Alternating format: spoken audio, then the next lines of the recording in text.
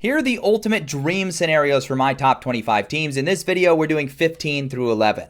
Florida plays the toughest schedule in college football, but if DJ Lagway continues to ascend and can stay healthy, and the defense really just reinforces what was working towards the ends of last season, especially getting after the passer, they're absolutely going to have an opportunity for a great season. And maybe they lose a couple games, but their strength of schedule is so strong, they'd miss the SEC title game and be in that college football playoff and would have the opportunity to go on maybe an Ohio State-esque run, upsetting some teams and potentially making a deep run.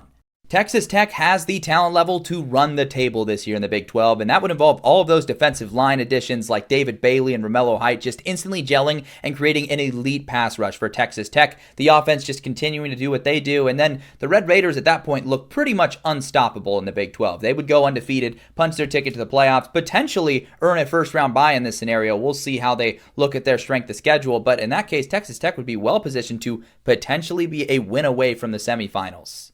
The Sooners are kind of in the same boat as Florida in terms of how brutal their schedule is, but if John Mateer fulfills his potential, Jaden Ott is great for them. These portal additions really work and gel. That revamped offensive line is excellent, and the defensive front continues the work they did last season. Oklahoma could also be a playoff team this year and maybe only take a couple of losses, but pull off that win in the non-conference versus Michigan, upset Texas, and be in a great position to be a similar story to Florida I was just talking about, where they could pull off some upsets and actually make a playoff run. If D'Anton Lynn's defensive rebuild at USC bears more fruit this year and they actually put together a complete season of positive defensive play, and then Lincoln Riley just does what he does on offense and gets the most out of that side of the football this year, USC is going to be in contention for a Big Ten title and maybe could actually go do it if they get there. The Trojans have that kind of potential, and I think they're closer to that than people realize. That's what their dream scenario would look like. They'd be in the playoffs.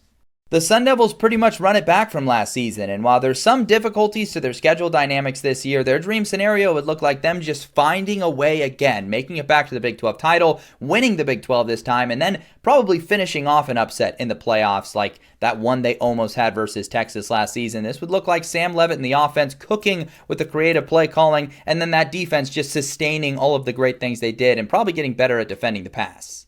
Go ahead and like for the next part where I'll be breaking down the dream scenarios for teams 10 through 6.